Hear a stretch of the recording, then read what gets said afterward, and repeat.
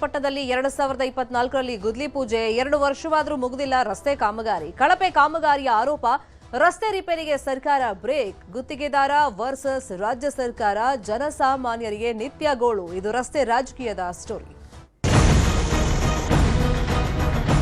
ಅದು 10 ಕೋಟಿ ವೆಚ್ಚದಲ್ಲಿ SIGP 5ನೇ ಹಂತದಲ್ಲಿ ಮಂಜೂರಾಗಿದೆ ಸರ್. ಸುಮಾರು ನಾವೀಗ ಒಂದು 75% ಕೆಲಸ ಮುಗಿಸಿದೀವಿ.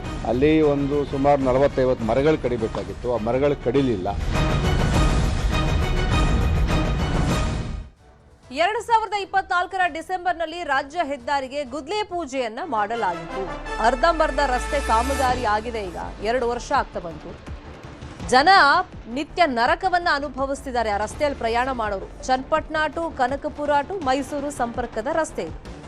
ಬೆಂಗಳೂರು ದಕ್ಷಿಣದ ಚನ್ನಪಟ್ಟಣ ಕ್ಷೇತ್ರ ವ್ಯಾಪ್ತಿಯ ರಸ್ತೆ ಕಾಮಗಾರಿ ಕೊನೆಯ ಹಂತಕ್ಕೆ ಬಂದಾಗ ಕಾಮಗಾರಿಗೆ ಬ್ರೇಕ್ ಹಾಕಿದ್ದಾರೆ. ಕಾಮಗಾರಿಗೆ ತಡೆ ಹಾಕಿದ್ದಾರೆ PWD ಇಲಾಖೆ ಅಧಿಕಾರಿಗಳು. ರಾಜಕೀಯ ಜಿದ್ದಿಗಾಗಿ ಕಾಮಗಾರಿಗೆ ಅಡ್ಡಿಪಡಿಸಿದ್ರ. ಹಾಗಾದ್ರೆ 2024ರಲ್ಲಿ ಕಾಮಗಾರಿಗೆ ಚಾಲನೆಯನ್ನ ಕೊಟ್ಟಿದ್ದು HDK. ಗುತ್ತಿಗೆದಾರ JDS ಪಕ್ಷದವರು ಅಂತ ಹೇಳಿ ಅದಕ್ಕೆ ತಡೆ ಹಿಡಿದಿದ್ದಾರೆ ಅನ್ನೋ ಆರೋಪ ಕೇಳಿಬಂದಿದೆ. ರಾಜಕೀಯ ಕಾರಣದಿಂದ ಈಗಿನ ಶಾಸಕರು CP ಯೋಗೇಶ್ವರ್ ಇದಕ್ಕೆ ತಡೆ ಹಿಡಿದಿದ್ದಾರೆ ಅನ್ನೋ ಆರೋಪ ಕೇಳಿಬಂದಿದೆ. ಆದ್ರೆ ತಮ್ಮ ಮೇಲೆ ಬಂದಿರುವಂತ ಆರೋಪವನ್ನ ಅಲ್ಲಗಳೆದಿದ್ದಾರೆ ಶಾಸಕ CP ಯೋಗೇಶ್ವರ್. ಈಗ ಏನು ಉದ್ದೇಶ? ಹಂಗಾದ್ರೆ ಅಲ್ಲಿ ಅಕ್ರಮ ನಡೆದಿದೆಯಾ ಅಥವಾ ಉದ್ದೇಶಪೂರ್ವಕವಾಗಿ ಇದನ್ನ ತಡೆ ಹಿಡಿದಿದ್ದಾರಾ? ಜನ ಏನ್ ಕೇಳೋದು, ನಮ್ಗೆ ನಿತ್ಯ ಸಂಚಾರ ಮಾಡಕ್ಕೆ ಉತ್ತಮವಾದಂತ ಒಂದು ರೋಡ್ ಬೇಕು ಅಂತ.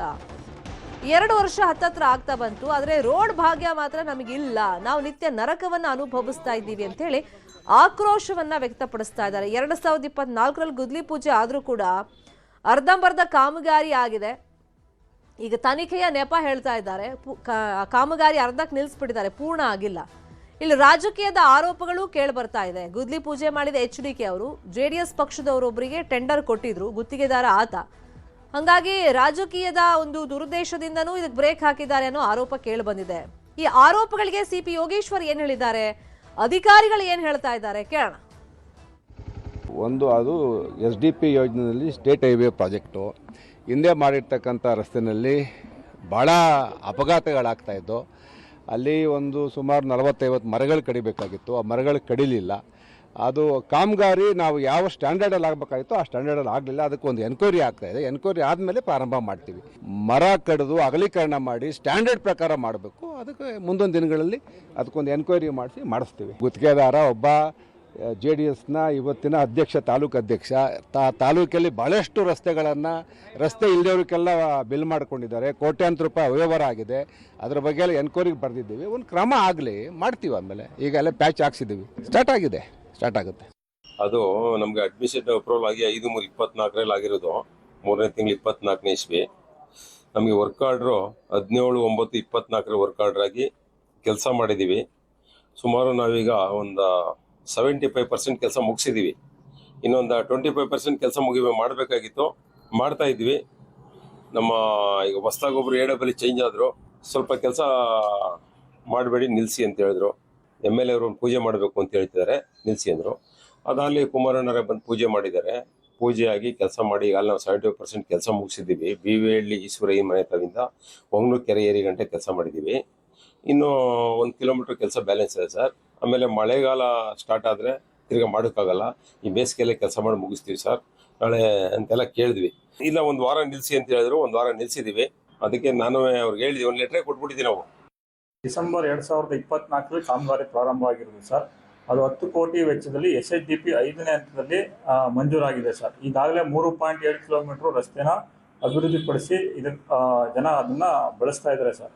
ಈಗೇನಾಗಿದೆ, ಕೆರೆ ಏರಿ ಮೇಲೆ 900 ಮೀಟರ್ ಮಾತ್ರ ಎಸ್ಟಿಮೇಟ್ ಪ್ರಕಾರ ಈಗ ಕಾಮಗಾರಿ ಮಾಡಬೇಕು ಸರ್.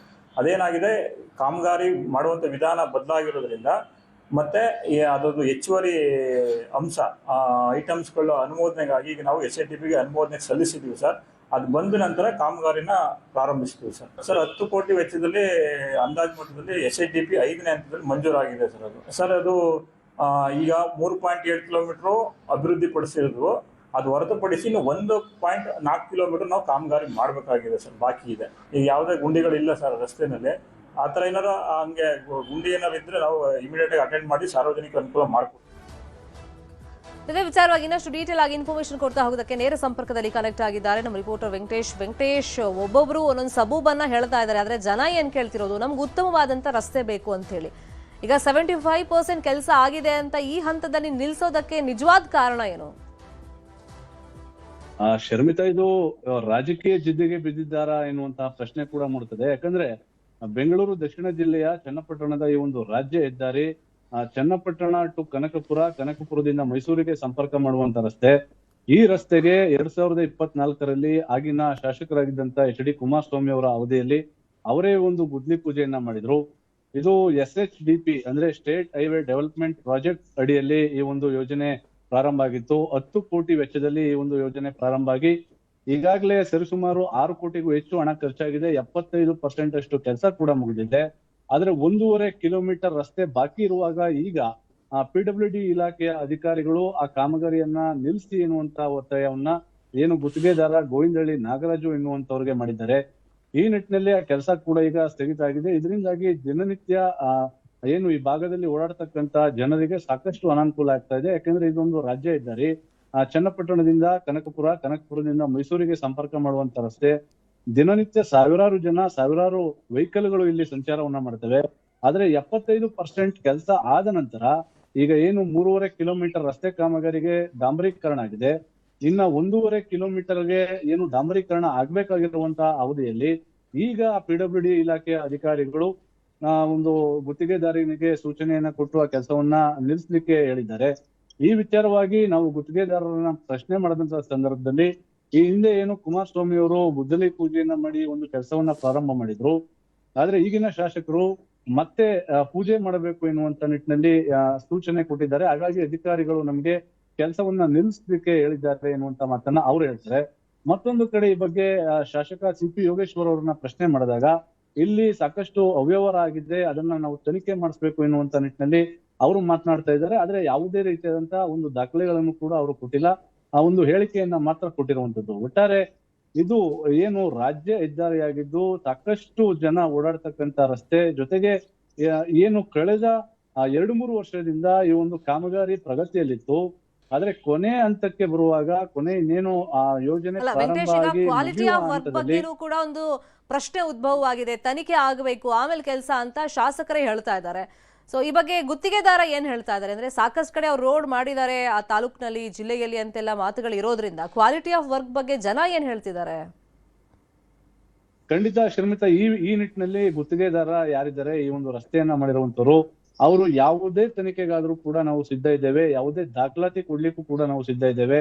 ಆದಷ್ಟು ಬೇಗ ತನಿಖೆಯನ್ನ ಮಾಡ್ಲಿ, ಏನು ಅವರು ಎನ್ಕ್ವೈರಿಯನ್ನ ಮಾಡ್ತೀವಿ ಅಂತ ಹೇಳ್ತಾ ಇದ್ದಾರೆ, ಆದಷ್ಟು ಅದನ್ನ ಬೇಗ ಮಾಡ್ಲಿ, ನಾವು ನಮ್ಮ ಕಾಮಗಾರಿಯನ್ನ ಮುಗಿಸ್ಕೊಡ್ತೇವೆ ಎನ್ನುವಂತ ಮಾತನ್ನ ಅವರು ಕೂಡ ಹೇಳ್ತಾ ಇದ್ದಾರೆ. ಜೊತೆಗೆ ಈಗಾಗಲೇ ಗುತ್ತಿಗೆದಾರ ಕೂಡ PWD ಇಲಾಖೆಗೆ ಒಂದು ಪತ್ರವನ್ನು ಕೂಡ ಬರೆದಿದ್ದಾರೆ.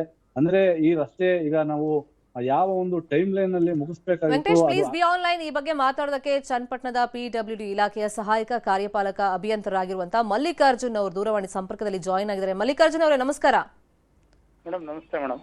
ಈಗ ತನಿಖೆಯ ನೆಪ ಹೇಳಿ ರೋಡ್ ಕಾಮಗಾರಿ ಸ್ಟಾಪ್ ಮಾಡಿದ್ದಾರೆ. ಅಸಲಿ ಕಾರಣ ಏನ್ ಸರ್? ಯಾಕಂದ್ರೆ ಒಂದ್ ಕಡೆ ಕ್ವಾಲಿಟಿ ಆಫ್ ವರ್ಕ್ ಬಗ್ಗೆ ಆರೋಪ ಇದ್ರೆ, ಮತ್ತೊಂದ್ ಕಡೆ ರಾಜಕೀಯ ಜಟಾಪಟಿನೂ ಇದಕ್ಕೆ ಕಾರಣ ಅಂತ ಹೇಳ್ತಿದ್ದಾರೆ.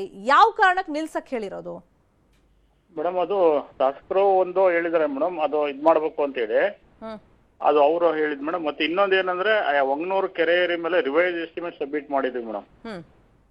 ಆ ರಿವೈಸ್ ಎಸ್ಟಿಮೇಟ್ ಅಪ್ರೂವ್ ಆದ ತಕ್ಷಣ ಸ್ಟಾರ್ಟ್ ಮಾಡಿಸ್ತೀವಿ ಮೇಡಮ್. ಈ ರಿವೈಸ್ಡ್ ಎಸ್ಟಿಮೇಷನ್ ಮಾಡಕ್ ರೀಸನ್ ಏನು? ಅದೇನೋ ಶಾಸಕರು ಹೇಳ್ತಾ ಇದ್ರು ಅಲ್ಲಿ ಮರಗಳನ್ನು ಕಟ್ ಮಾಡ್ಬೇಕಾಗಿತ್ತು, ಆಮೇಲೆ ರಸ್ತೆ ಮಾಡ್ಬೇಕಾಗಿತ್ತು, ಅದ್ ಮಾಡ್ಲಿಲ್ಲ ಅಂತ. ಏನ್ ಕಾರಣ ಮೇಡಮ್? ಅದು ನಾನು ಬರೋದಕ್ ಮುಂಚೆ ಆಗಿದ್ದ ಕಾಮಗಾರಿ ಮೇಡಮ್. ಈಗ ತಾವು ತಮ್ಮ ವರದಿಗಾರರು ಕೇಳಿದ್ದು ನಮ್ದು ಇದ್ರ ಮೇಡಮ್, ಕೆರೆ ಏರಿ ಮೇಲೆ ಕೇಳಿದ್ರು. ಅದ್ರ ಪ್ರಕಾರ ಈಗ ರಿವೈಸ್ ಎಸ್ಟಿಮೇಟ್ ಕೊಟ್ಟಿದೆ ಮೇಡಮ್. ಅದನ್ನ ಅದ್ ಎಷ್ಟು ಕಿಲೋಮೀಟರ್ ಇದೆ ಮೇಡಮ್? 900 ಮೀಟರ್ ಮಾತ್ರ ಇದೆ ಮೇಡಮ್ ಕೆರೆ ಏರಿ. ಕೆರೆ ಏರಿ ಹಿಂದೆ 3.7 ಕಿಲೋಮೀಟರ್ ಕಂಪ್ಲೀಟ್ ಆಗಿದೆ ಮೇಡಮ್. ಏಪ್ರಿಲ್ 2025ರಲ್ಲಿ ಕಂಪ್ಲೀಟ್ ಆಗಿದೆ ಮೇಡಮ್. ಇನ್ನು 900 ಮೀಟರ್ ಕೆರೆ ಏರಿ ಮೇಲೆ ಮಾಡೋದು ಕೆಲಸ ಬಾಕಿ ಇರೋದು ಮೇಡಮ್. ಅದನ್ನ ಮಾಡಿಸ್ತೀವಿ ಮೇಡಮ್. ಫೈನ್. ಈಗ ಅಕ್ರಮ ನಡೆದಿದೆ ಅಂತಾನು ಶಾಸಕರು ಹೇಳ್ತಿರೋದ್ರಿಂದ ತನಿಖೆ ನಡೀತಾ ಇದೆಯಾ ಮೇಡಮ್? ಅದ್ರದ್ದು ನನಗೆ ಈಗ ಮಾಹಿತಿ ಇಲ್ಲ ಮೇಡಮ್, ನಾನು ಇರಲಿಲ್ಲ ವರ್ಕ್ ಮಾಡಿದಾಗ ಮೇಡಮ್. ಅಲ್ಲ, ಪ್ರೆಸೆಂಟ್ ಕೇಳ್ತಿರೋದು. ನೀವು ಇತ್ತೀಚೆಗೆ ಬಂದಿರಬಹುದು, ಸ್ಟಿಲ್ ಅವ್ರು ಹೇಳ್ತಾ ಇದಾರೆ ಅಕ್ರಮ ನಡೆದಿದೆ, ಕ್ವಾಲಿಟಿ ಆಫ್ ವರ್ಕ್ ಬಗ್ಗೆ ಪ್ರಶ್ನೆ ಇದೆ, ಈ ರೋಡ್ ಮಾತ್ರ ಅಲ್ಲ ಬೇರೆ ರೋಡ್ನಲ್ಲೂ ಗೋಲ್ಮಾಲ್ ಆಗಿದೆ ಅಂತಿದೆ, ಹಂಗಾಗಿ ತನಿಖೆ ಆಗಲಿ, ವರದಿ ಬರಲಿ ಅಂತ ಅವ್ರು ಹೇಳ್ತಾ ಇದ್ರು ಶಾಸಕರು. ಅದು ನಮ್ಮ ಮೇಲಧಿಕಾರಿಗಳು ಕೇಳ್ಬೇಕು ಮೇಡಮ್. ಈಗ ನಮ್ಮ ಆಫೀಸ್ ವರ್ಕೇ ಹೇಳಿರೋದಾಗಿರೋದ್ರಿಂದ ನಾನು ಅದ್ರ ಬಗ್ಗೆ ಏನು ಹೇಳ್ತಾರೆ. ಸರಿ, ಈಗ ಎಷ್ಟು ದಿನದಲ್ಲಿ ಇದು ಕಂಪ್ಲೀಟ್ ಆಗ್ಬೋದು ಅನ್ನೋ ನಿರೀಕ್ಷೆ ಇದೆ? ಈಗ ಎಸ್ಟಿಮೇಷನ್ ಮತ್ತೆ ರಿವೈಸ್ಡ್ ಮಾಡಬೇಕು ಅಂತ ನೀವು ಹೇಳ್ತಾ ಇದ್ದೀರಾ. ರಿವೈಸ್ ಎಸ್ಟಿಮೇಟ್ ಕೊಟ್ಟಿದ್ದೀವಿ ಮೇಡಮ್. ರಿವೈಸ್ ಎಸ್ಟಿಮೇಟ್ ಕೊಟ್ಟಾಗಲೇ 1 ತಿಂಗಳು ಮೇಲಾಗಿದೆ ಮೇಡಮ್. ಅದನ್ನ ಶೀಘ್ರವಾಗಿ ಅಪ್ರೂವಲ್ ತಗೊಂಡು ಮಾಡಿಸಿ ಆದಷ್ಟು ಬೇಗ, ಯಾಕಂದ್ರೆ ಮಳೆಗಾಲ ಶುರು ಆದ್ರೆ ಇನ್ನೂ ಕಷ್ಟ ಆಗ್ಬಿಡುತ್ತೆ ಇಲ್ಲ ಅಂತ ಮೇಡಮ್. ಜನ ಇಲ್ಲ ಮೇಡಮ್, ಹೇಳ್ತಿದ್ದಾರೆ. ನಿಮ್ಮ ವರದಿಗಾರರು ಹೇಳಿದ್ರು ಮೇಡಮ್, ಗುಂಡಿ ಮುಚ್ಚಿಕೊಡೋದಕ್ಕೆಲ್ಲ ಗುಂಡಿ ಎಲ್ಲ ಮುಚ್ಚಿದ್ವಿ ಮೇಡಮ್. ಈಗ ಓಡಾಡೋದಕ್ಕೂ ಅನುಕೂಲ ಮಾಡಿಕೊಟ್ಟಿದ್ದೀವಿ ಮೇಡಮ್. ಓಕೆ, ರಸ್ತೆ ಮಾಡ್ಕೊಡಿ ಅಂತ ಜನ ಕೇಳ್ತಾರೆ, ನಾವು ಸುದ್ದಿ ಫಾಲೋ ಅಪ್ ಮಾಡ್ತೀವಿ. ಥ್ಯಾಂಕ್ ಯು ಮಲ್ಲಿಕಾರ್ಜುನ್ ಅವರೇ ಮಾತಾಡಿದಕ್ಕೆ. ಸೊ ಈ ಸುದ್ದಿ ಫಾಲೋ ಅಪ್ ಆಗುತ್ತೆ. ಈಗ ಇತ್ತೀಚೆಗೆ ಬಂದಿರೋದು ನಾನು, ಹಾಗಾಗಿ ನನಗೆ ಇದ್ರ ಬಗ್ಗೆ ಜಾಸ್ತಿ ಅರಿವಿಲ್ಲ ಅಂತ ಹೇಳ್ತಾ ರಿವೈಸ್ಡ್ ಎಸ್ಟಿಮೇಷನ್ಗೆ ನಾವು ಕೊಟ್ಟಿದ್ದೀವಿ. ಕೆರೆ ಏರಿ ಮೇಲೆ ರಸ್ತೆ ರಿವೈಸ್ಡ್ ಎಸ್ಟಿಮೇಷನ್ ಆಗಬೇಕು ಅಂತ ಅವ್ರು ಹೇಳ್ತಾ ಇದ್ದಾರೆ. ಆದಷ್ಟು ಬೇಗ ಈ ರಸ್ತೆ ಕಾಮಗಾರಿ ಮುಗಿಸುವಂತ ನಿಟ್ಟಿನಲ್ಲಿ ನಾವು ಫಾಲೋ ಅಪ್ ಮಾಡ್ತೀವಿ.